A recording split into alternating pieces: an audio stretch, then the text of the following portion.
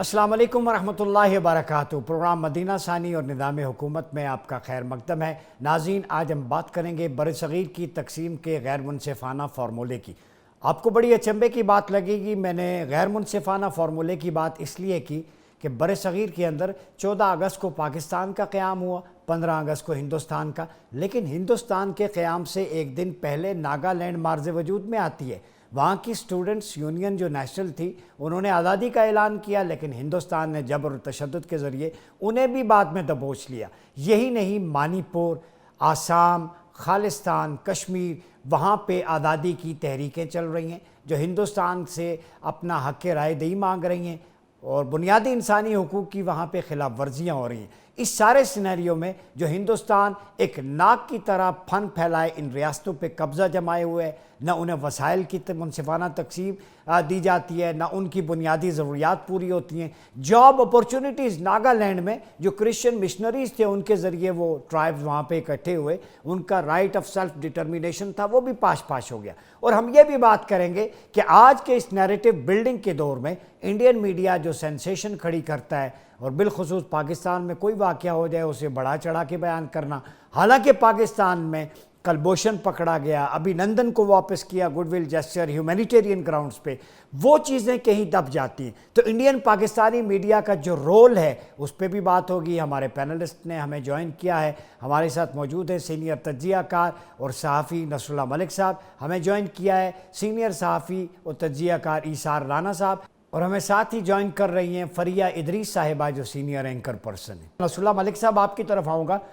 पहले ये बताएं, हिस्ट्री में अगर अब जाएं, हिस्ट्री के तालिब इल्म की हैसियत से जानने की कोशिश करें, तो क्या बरसग़ीर की तकसीम का जो फार्मूला था वो गैर मुनसिफ़ाना था? चूँकि हिंदुस्तान में 10 से 12 अब भी अलहदगी की तहरीकें चल रही हैं, इसका मतलब है कि वो राइट ऑफ सेल्फ डिटर्मिनेशन उस वक्त भी बात कर रहे थे। बाज़ ने तो 47 में अनाउंस कर दिया था, जैसे नागालैंड ने भारत से एक दिन पहले 14 अगस्त को अपनी आज़ादी का ऐलान किया था, लेकिन फोर्सफुली फिर उनको मार्च कर दिया गया। क्या कहते हैं आप? शुक्रिया। देखिए, बुनियादी तौर पर अगर देखा जाए तो 1947 की तकसीम में जिस तरीके से कश्मीर का मसला भी अधूरा छोड़ दिया गया और आज तक कश्मीरियों को उनका जो है वो बुनियादी हक नहीं मिल सका। इसी तरीके से जो तकसीम में जो रियासतें जो है वो मुसलमान रियासतें भी पाकिस्तान के साथ जिनके अलहाक भी बनता था, उनको भी जिस तरीके से नज़रअंदाज किया गया, बिलाखिर वो हिंदुस्तान के लिए भी एक मसला आज तक बना हुआ है।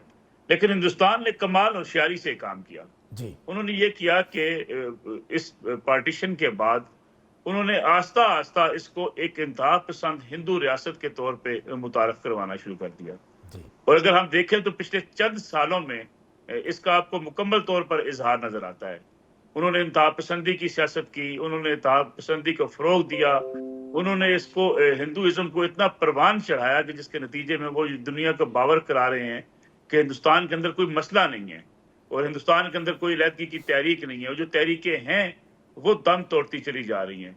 अगर सिर्फ खालिस्तान की बात की जाए तो अभी खालिस्तान के हवाले से जो कनाडा में रेफरेंडम हुआ, जिस तरीके से लोगों ने उसमें शिरकत की, आपने देखा कि लोग हिंदुस्तान से किस कदर बेजारी का इजहार कर रहे हैं। लेकिन हिंदुस्तान की सियासत, खासतौर पर बीजेपी की जो सियासत है, उसने पिछले चंद सालों में हिंदुस्तान के अंदर जो सारी जमहूरी रवायात थी, जो सारी उनकी एक जो अपना एक अच्छा इमेज लेकर दुनिया के सामने जा रहे थे, उसकी बड़ी वाज़ेह मिसाल दे दी कि किस तरीके से वो इंतहा पसंदी की तरफ जा रहे हैं। अब हिंदुस्तान को ये कहना कि वो एक लिबरल स्टेट है, हिंदुस्तान को ये कहना कि वहाँ अक़लीतों को आज़ादी हासिल है, वहाँ ये कहना कि जो तहरीकें चल रही हैं उनके हवाले से हिंदुस्तान जो है वो कोई इस मैकेनिज्म के ऊपर काम कर रहा है कि जिसके नतीजे में उनको उनके हकूक मिल सकें, उससे हट के वो सिर्फ और सिर्फ एक जो है हिंदुइज्म की राग अलापने में लगा हुआ है, और वही उसकी बुनियादी सियासत का इस वक्त महवर बन चुका है। इसलिए वहाँ जो भी शख्स इस हवाले से बात करता है, या हिंदुस्तान की डेमोक्रेसी की बात करता है, या हिंदुस्तान के सेकुलरिज्म की बात करता है, आपने देखा होगा उसको किस तरीके से उनका मीडिया तनकीद का निशाना बनाता है, और उनका हिंदुस्तान का जो मीडिया है वो कितना बायस्ड हो चुका है, ये भी आपने पिछले चंद सालों में देखा होगा कि वो अपनी इंतहा को इस वक्त पहुंच चुका है। जी जी। अच्छा, ईसार राना साहब, इसी पॉइंट को लेके आपकी तरफ आऊँगा। एक तो ये लॉजिक बताएं, स्टूडेंट्स बहुत सारी तहरीकों के पीछे है। बांग्लादेश में आपने देखा इसी तरह इंडिया की 8-10 तहरीकों में सब स्टूडेंट्स मूवमेंट हैं। एक इसके पीछे मोटिव क्या है, इंस्पिरेशन क्या है? और दूसरा जो इंडियन मीडिया है, हमने देखा अभी हमारे गोल्ड मेडलिस्ट थे अरशद नदीम, उनके हवाले से भी प्रोपेगेट किया गया, नेगेटिवली बास चैनल ने पोर्ट्रे किया। तो ख़ुद को सेकुलर रियासत तो कहते हैं, लेकिन उनके अंदर तहम्मुल, टॉलरेंस, बर्दाश्त नहीं है। इस हवाले से आपका क्या कहना है?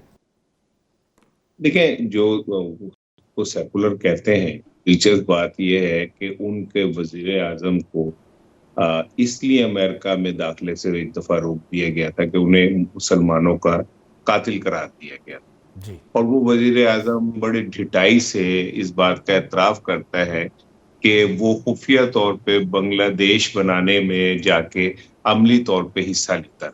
यानी इससे उनका असल चेहरा आपको समझ आना चाहिए कि वो लोग इस सतह के ऊपर फस्तायत का और जिसे कहना चाहिए ना खूनरेजी और तोड़ फोड़ के ऊपर यकीन रखते हैं कि उनका खुद वजीर आजम कह रहा है कि मैं एक रजाकार के तौर पे वो उस हिस्सा लेता रहा हूँ जब 1971 में पाकिस्तान, मशरकी पाकिस्तान अलहदा हुआ। खैर वो तो उनकी आज बांग्लादेशी अवाम ने उसका उनको भरपूर जवाब दे दिया और वो बुत तोड़ के उस वक्त के जो सारे मंसूबे थे उसका बहुत अच्छा जवाब दिए।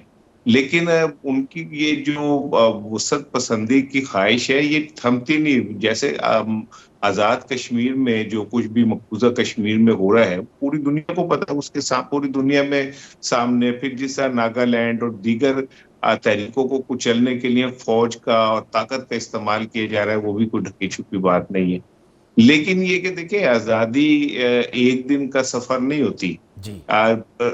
जो इस वक्त भारत को सबसे बड़ा चैलेंज है वो उसके अपनी रियासत के अंदर से है, क्योंकि जो रियासत है उससे अलहदगी के ख्वाहिशमंद है। अब वो इस सतह पे तगड़ी हो गई है कि कुछ रियासतों में तो भारत का बज़ाहिर अमल दखल जो है अगर फौज को हटा दिया जाए तो बिल्कुल नहीं है, और वहां पे जो मुकामी रियासतें हैं उनका अपना कंट्रोल बहुत है। लेकिन इसके बावजूद भी इंडियन मीडिया देखें एक बाकायदा प्लान के, ये एक पूरी इंडस्ट्री है जिसमें इतना पैसा ताकतवरों ने, भारत के सरमाएदारों ने फेंका हुआ है, जिसका खुद कांग्रेस ने शोर मचाया कि बीजेपी को जिस तरह इंडियन मीडिया सपोर्ट करता है उसके पीछे अब दौलत की फरावानी है जो उस मीडिया को फराहम की जा रही है।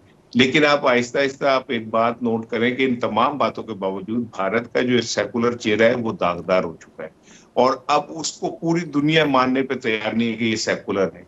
और जहां तक आपके तालिब इल्मों की बात है, देखें शऊर जो है वो, और फिर शऊर हो, फिर आप में एनर्जी हो और ख्वाब हो, तो वो सिर्फ स्टूडेंट्स के जरिए ही पूरे हो सकते हैं। जैसे बांग्लादेश में तालिब इल्मों ने साबित कर दिया कि जो तालिब इल्म होता है उसका एक विजन होता है, उसे एक तालीम मिलती है, उसके ख्वाब होते हैं, उसमें एनर्जी होती है, तो वो लेके चलता है।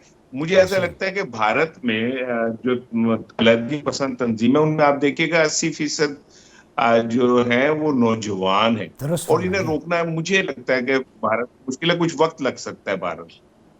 ठीक। अच्छा नसरुल्लाह मलिक साहब, आपकी तरह होगा कि जैसे राना साहब ने भी, आपने भी इत्तेफाक किया, सेकुलर चेहरा तो अब बेनकाब हो गया है भारत का। देखिए पाकिस्तान तो एक नज़रिए पे बना, ला इलाहा इल्लल्लाह मुहम्मद रसूलुल्लाह, लेकिन पाकिस्तान में इंक्लूसिवनेस नज़र आती है, डाइवर्सिटी है। क्रिश्चियन जो है वो अपनी सैक्रेड प्लेसेस पे आज़ाद है इबादत करने में, हिंदू अपने मंदिर में, गिरजा में, हर किसी को आज़ादी है। करतारपुर आप देने के, हमारे यहाँ माइनॉरिटीज़ ओवरऑल बड़ी अच्छी हालत में हैं, मुसलमानों का उनसे रिलेशनशिप, और इस्लाम भी दावत देता है इसकी कि उनकी जान माल तहफ़्फ़ुज़ रियासत की ज़िम्मेदारी है।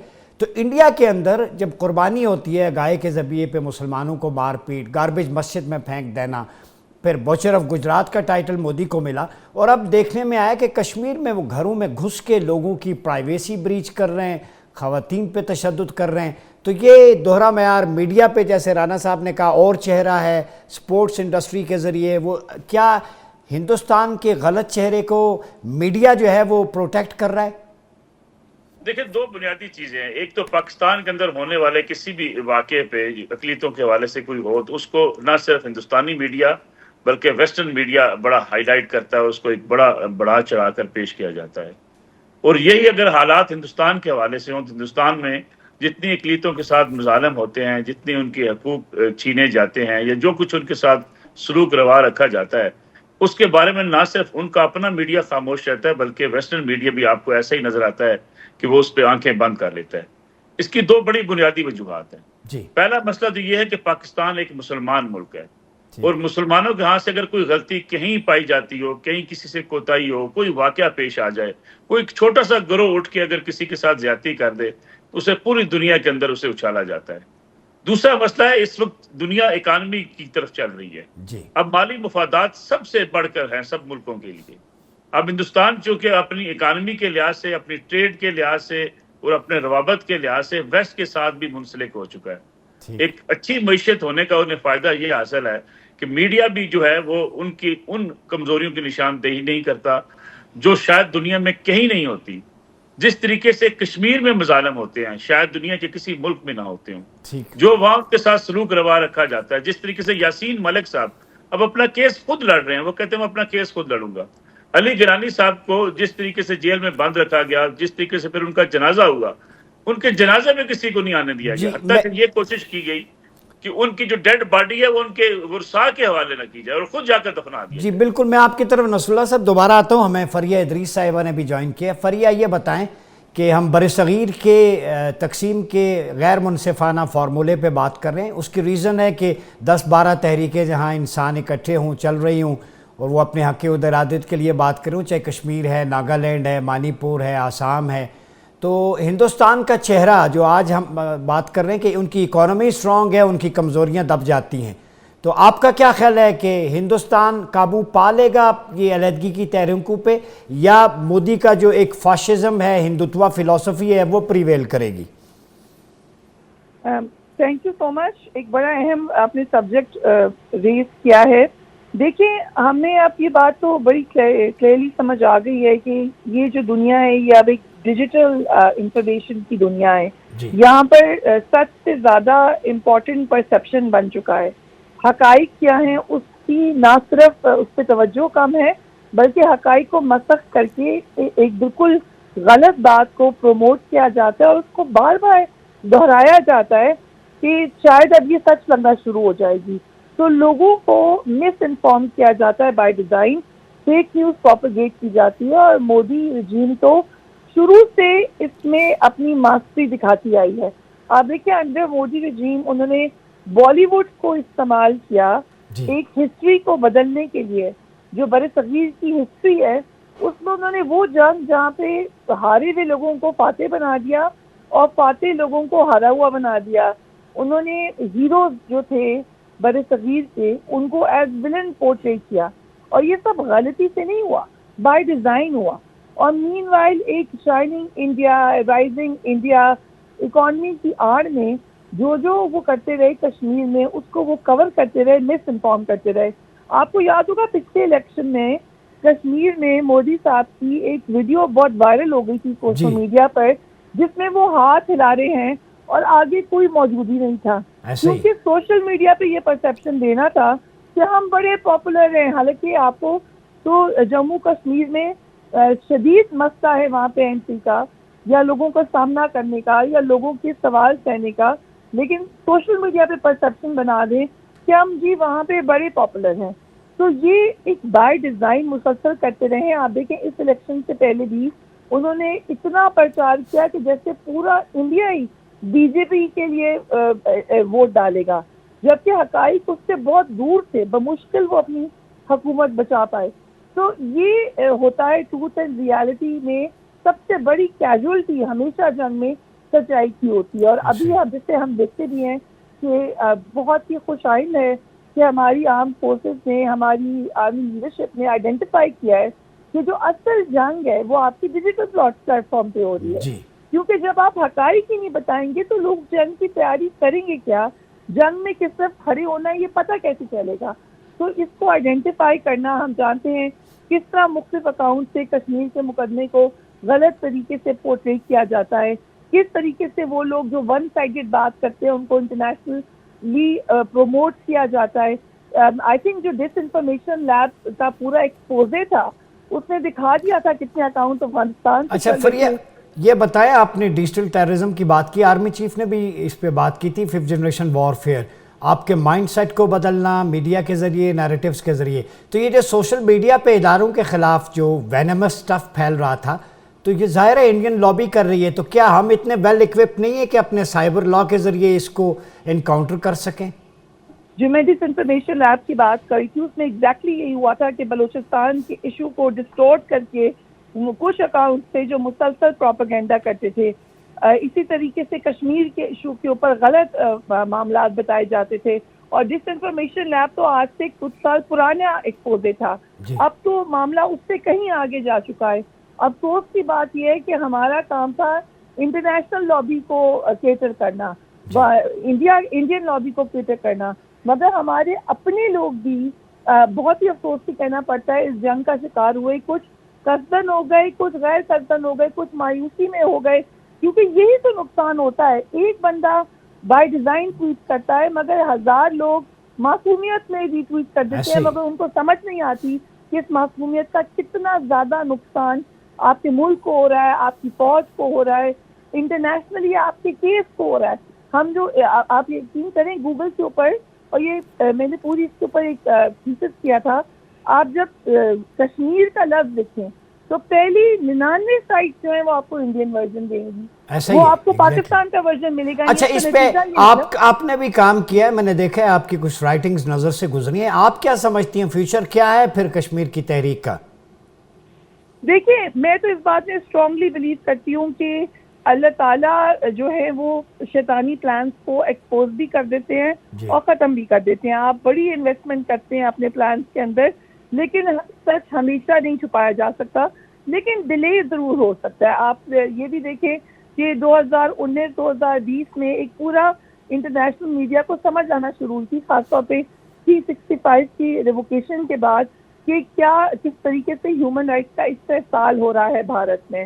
لیکن پھر انہوں نے اس کو کور کرنے کی کوشش کی. جو سب سے بڑا مسئلہ یہ ہے کہ اس وقت بھارت کی جو اکانومی ہے وہ اس کو ویٹیج دیتی ہے، اس کے پاس جو وہ ان کو لیوریج دیتی ہے اپنا جھوٹ چھپانے میں. تو آپ سچ بھی بات کرتے ہیں، لیکن کیونکہ وہ ایک بہت بڑی مارکیٹ ہے، کیونکہ وہاں پہ جو بزنس مین ہیں ان کا انٹرسٹ ہے انٹرنیشنلی، تو وہ بہت ساری معاملات سے they can get away with it. لیکن ہم نے دیکھا ہے کہ فوکس آیا ہے ڈیجیٹل پلیٹ فارمز کے اوپر. ہمارا کام ہے کہ ہم نہ صرف اپنے لوگوں کو اویئر کریں، اور جہاں پہ لگ رہا ہے کہ یہ بائی ڈیزائن ہو رہا ہے وہاں پہ سخت ایکشن لیں. ایکشن لیں. کہتے ہیں کہ جی یہ تو صرف ایک ٹویٹ تھی، جی یہ تو غلطی میں ہوگی، اب وہ دنیا نہیں ہے. آپ انٹرنیشنلی پاکستان کو نقصان پہنچاتے ہیں تو اس کے پر اسٹرکٹ ایکشن ہونا ضروری ہے. ایکشن ہونا ضروری ہے. بات ہو رہی ہے غیر منصفانہ کے فارمولے کی سب کانٹیننٹ کا.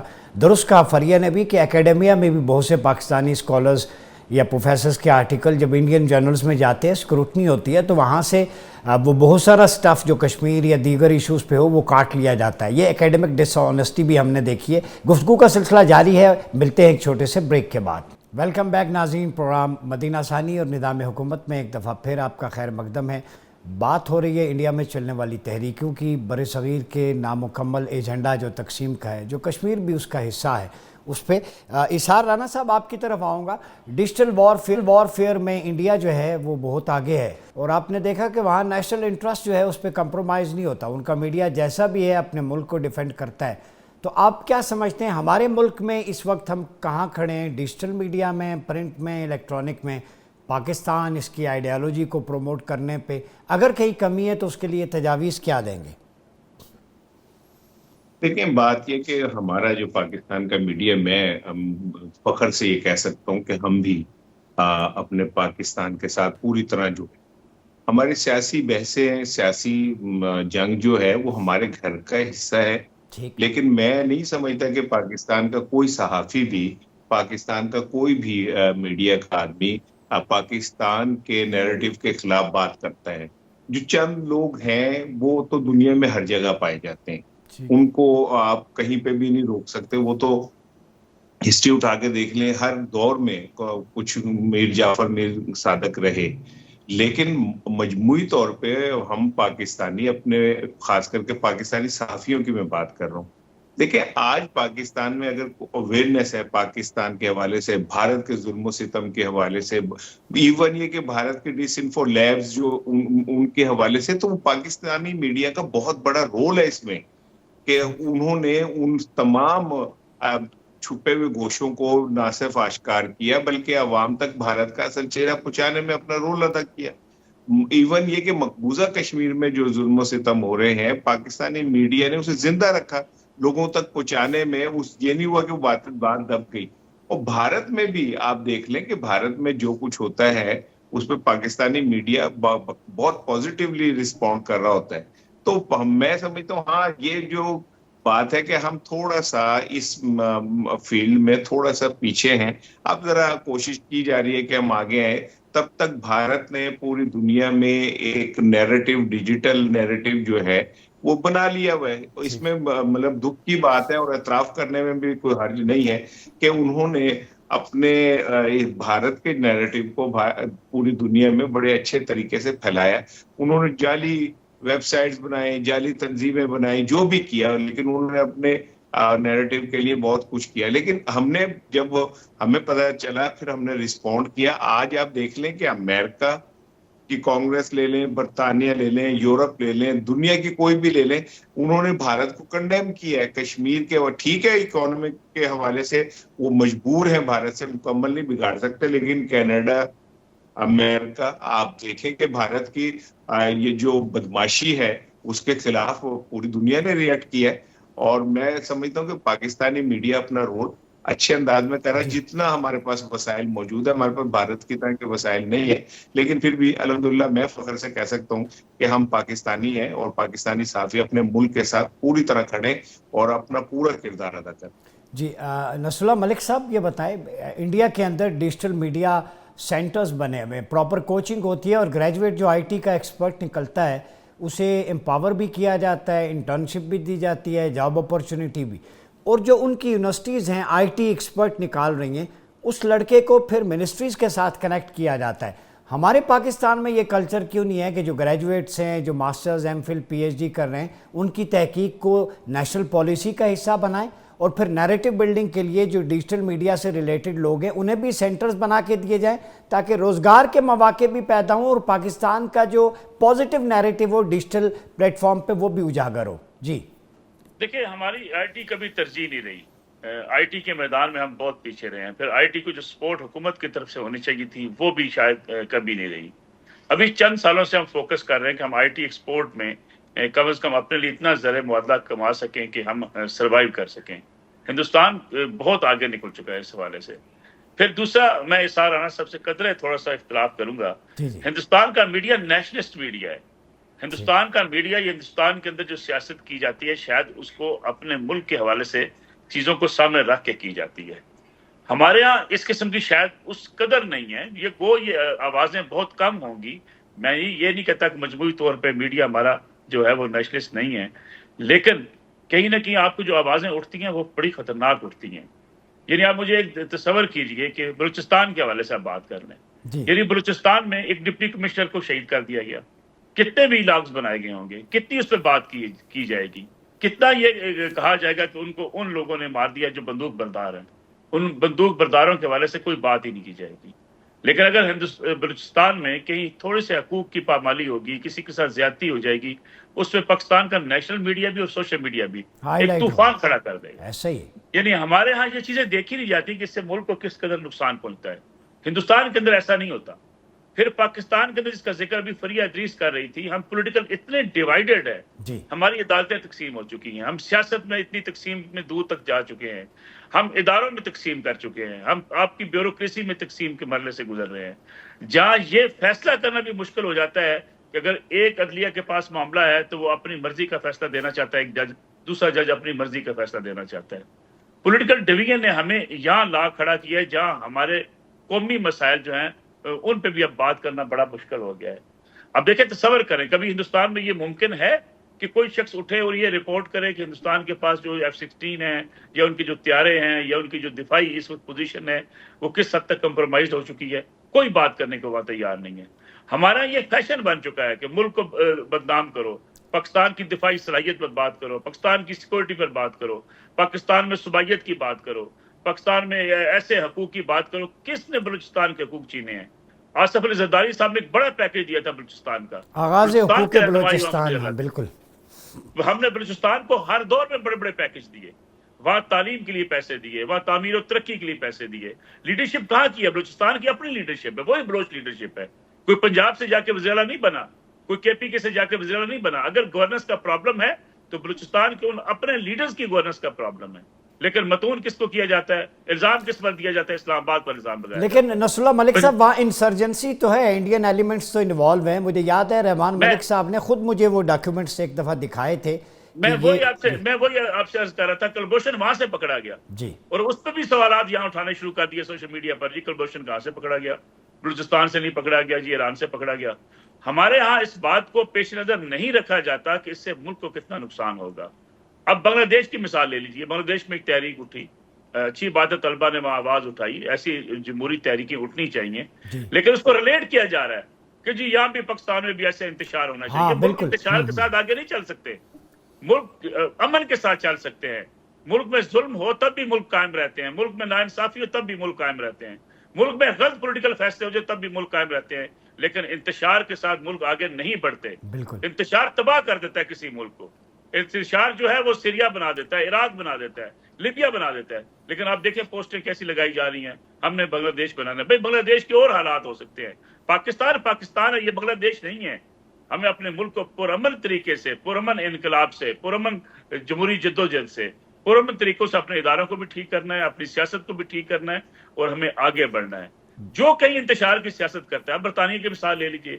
یعنی ایک واقعہ ہوا، انہوں نے 24 گھنٹے کے اندر سزا دے کے جیل بھیج. موبائل کورٹس لگا دی. امریکہ میں واقعات ہوئے، انہوں نے کسی کو ٹالریٹ نہیں کیا. ہمارے یہاں بڑے مزے سے کیا دیا جاتا ہے، کوئی بات نہیں، اس کو مار دی، پولیس والے کو مار دیا، کیا فرق پڑتا ہے. ہمارے ہاں جلوسوں میں اگر پولیس یہ فیصلہ کر دیتی ہے کہ یہ اس لائن سے آگے نہیں جانا، حکومت کا فیصلہ ہے، ریڈ زون میں نہیں جا سکتے. پولیٹیکل پارٹیز کو کیا مسئلہ ہے ریڈ زون میں جانے میں؟ وہ کہتے ہیں ہم جائیں گے. یعنی آپ نہ آئین کو ماننا چاہتے ہیں، نہ قانون کو ماننا چاہتے ہیں. جہاں ایمبیسیز ہیں وہاں ایمبیسیز کے حوالے سے ایک پالیسی دنیا بھر میں ہوتی ہے، وہاں احتجاج سے روکا جاتا ہے. یہاں کسی کو روکا جائے وہ کہتا ہے آئین کی خلاف ورزی ہو رہی ہے، ہماری جمہوری جدوجہد کو روکا جا رہا ہے. بھائی آپ احتجاج وہاں کر رہے ہیں جہاں تک آپ کو اجازت دی گئی. ایگزیکٹلی جہاں تک اجازت ہے. اور اسی پہ بات کریں گے آپ پینلسٹ سے بریک کے بعد کہ پاکستان اور انڈیا کے تعلقات، پھر انڈین انسرجنسیز پاکستان کے مختلف علاقوں میں کب تک ہم خاموش رہیں گے، اور ہمارا میڈیا کھل کے ان چیزوں کو ایکسپوز کیوں نہیں کر رہا، اور ہمارے سیکیورٹی میٹرز پہ بھی احتیاط برتنے کی ضرورت ہے. ان سب پہ بات کرتے ہیں ایک چھوٹے سے بریک کے بعد. ویلکم بیک ناظرین، پروگرام مدینہ ثانی اور نظام حکومت میں ایک دفعہ پھر آپ کا خیر مقدم ہے. ناظرین، ایثار رانا صاحب اور نصر اللہ ملک صاحب سے ہماری بڑی انٹلیکچوئل اکیڈمک ڈیبیٹ ہو رہی ہے، اور ہمارا مقصد یہی ہے کہ نیریٹو بلڈنگ بھی ہو، انکاؤنٹر بھی ہو، اور بات آپ تک ذہنوں تک اترے، دلوں تک اترے، سمجھ آ سکے. ہمارے معزز پینلسٹ بڑے قریب پہنچ چکے ہیں سولوشن اورینٹڈ اپروچ کے ساتھ. واٹ نیکسٹ پہ بات کرتے ہیں. ایثار رانا صاحب یہ بتائیں، ڈیجیٹل وار فیئر بھی ہے، بہت سارے چیلنجز ہیں with in the Pakistan. Indian insurgency کو جیسے آپ نے کہا ہم ایکسپوز تو کرتے ہیں میڈیا پہ، لیکن ڈیجیٹل وار فیئر میں ہم تھوڑا پیچھے ہیں. ہمارے ہاں بھی کچھ سینٹرز پکڑے گئے اینٹی پاکستان نیریٹو بنانے کے لیے. تو ہمارے ہاں یہ جو سیگمنٹ ہے جو اداروں کے خلاف ملک کی، اس پہ کمپرومائز کرتا ہے سینکٹیٹی پہ، اس کو کیسے کنٹرول کیا جائے، کیسے سمجھایا جائے؟ دیکھیں، ابھی جو نصر اللہ بھائی بات کر رہے تھے، میں ان کی بات سے 100% متفق ہوں. آلموسٹ ہم وہی بات کر رہے تھے. میرا بھی یہ کہنا تھا کہ پاکستان کے میڈیا میں چند ایسے لوگ ہیں جن کا ایجنڈا شاید کچھ اور ہے. اور مجھے یہ بات اگر کہنا ہی ہے تو میں کہہ بھی دیتا ہوں کہ ہمارے کچھ صحافی، میں تو مجھے شاید کہہ دینا چاہیے کہ ان کو جو ان کے تانے بانے اور ان کو معاشی وہ ہے، وہ بھی کہیں اور سے مل جاتی ہیں سپورٹ. اور یہ بات بارہا ہم کہہ چکے ہیں، سامنے بھی آ چکی ہیں. تو میں تو یہ ذاتی طور پہ سمجھتا ہوں کہ جب تک میڈیا میں نصر اللہ ملک جیسے لوگ اور باقی لوگ موجود ہیں، ہم پاکستان کا جو بیانیہ ہے اس کو کبھی بھی کمزور نہیں ہونے دیتے. ہاں، ضرورت اس امر کی ہے تھوڑا سا. میں یہ سمجھتا ہوں کہ جب آپ انصاف کریں گے اور وہ تمام ہر جگہ انصاف ہوگا تو پھر بولنے کی آزادی میں بھی انصاف ہونا چاہیے. میڈیا جب آپ کنٹرول کر کے اپنی مرضی کا کہلواتے ہیں تو پھر شاید فرسٹریشن میں کبھی کبھار کچھ ایسی چیز بھی ہو جاتی ہے. تو میں سمجھتا ہوں کہ پاکستان کے میڈیا ہاؤسز کا تو نہیں میں خیر ٹھیکیدار، لیکن صحافیوں کی بات کر سکتا ہوں کہ ہمیں تھوڑا سا ایک قدم انفارمیشن کے حوالے سے بھی آگے آنا چاہیے. ہم بات تو کرتے ہیں، جذبات بھی ہوتے ہیں، ہمارے اندر کمٹمنٹ بھی ہوتی ہے، لیکن بیسک انفارمیشن ہمارے پاس نہیں ہوتی. لائک کلبھوشن کے حوالے سے یہ جو کنفیوژن پھیلی کہ ایران سے پکڑا گیا، کہاں سے پکڑا گیا، اس کنفیوژن کی وجہ تھی کہ انفارمیشن ہماری جو ہے وہ کم تھی. لیکن یہ بات طے تھی کہ ہر پاکستانی اس بات کے اوپر ڈٹرمن تھا کہ کلبھوشن پاکستان کا دشمن ہے، اور اس بات پہ سب ایک پیج پہ کھڑے تھے کہ کلبھوشن جیسے پتہ نہیں کتنے چہرے پاکستان میں کام کر رہے ہیں، وہ ایران سے آ رہے ہیں، وہ افغانستان سے آ رہے ہیں، وہ کہاں سے آ رہے ہیں وہ علیحدہ بات ہے. لیکن یہ بات طے ہے کہ جو بھی ہے پاکستان کا دشمن وہ ہمارا دشمن ہے. ہم نے افغان بھائیوں کے حوالے سے بھی آواز بلند کی، لیکن جو ان کے اندر چھپے ہوئے لوگ تھے ان کی کرتوتوں کو بھی آشکار کیا. اب آگے وٹ نیکسٹ کے طرف تو میں یہ ذاتی طور پہ سمجھتا ہوں کہ ریاست کو بھی یہ بات سمجھنی چاہیے کہ پسند ناپسند سے باہر نکل کے صحافیوں کو صحافیوں کی طرح ٹریٹ کیا جائے، بجائے اس کے کہ یہ میرا اچھا بچہ ہے، اس کو زیادہ ٹریٹ کرنا ہے، اس کو اچھے چیزیں کروا دینی ہے، اس کو ذرا کچلنا ہے، اسے پیچھے کروا دینا ہے. اس سے نکل کے ہم سب پاکستانی ہیں، یہ پاکستان ہے تو ہم ہیں. تو ہم جب تک پاکستان کے اندر خاص کر کے صحافیوں کے اندر یہ تفریق پیدا رہے گی تو کچھ تھوڑی سی پرابلمز رہیں گی. لیکن اوورآل معاملہ اتنا برا نہیں ہے. پاکستانی صحافی اب بھارت کے اینکرز کی طرح اچھل کے نہیں بولتے، چیخ کے نہیں بولتے. ہم تحمل سے بات کرتے ہیں، لیکن ہم کرتے اچھی بات ہے. اور اس کی مثال آپ دیکھ لیں کہ جب یہ لاسٹ ٹائم ایک ٹینشن کریٹ ہوئی تھی، جب وہ بھارت ایک فالس آپریشن کرنا چاہ رہا تھا، تو بھارتی میڈیا تو اچھل کے چھت سے لگ رہا تھا، اور پاکستانی میڈیا نے جتنے تحمل کا، وقار کا اور بردباری کا اور ذمہ داری کا مظاہرہ کیا، پوری دنیا نے اسے تسلیم کیا. جی بالکل. کہ پاکستانی میڈیا نے ذمہ داری کا مظاہرہ کیا، بھارتی میڈیا نے نہیں کی. تو ایک ہم نے بھی میڈیا ان سے جیتی کم وسائل کے باوجود. تو میں سمجھتا ہوں کہ اخلاقی طور پہ ہم ایک مضبوط پوزیشن پہ کھڑے ہیں.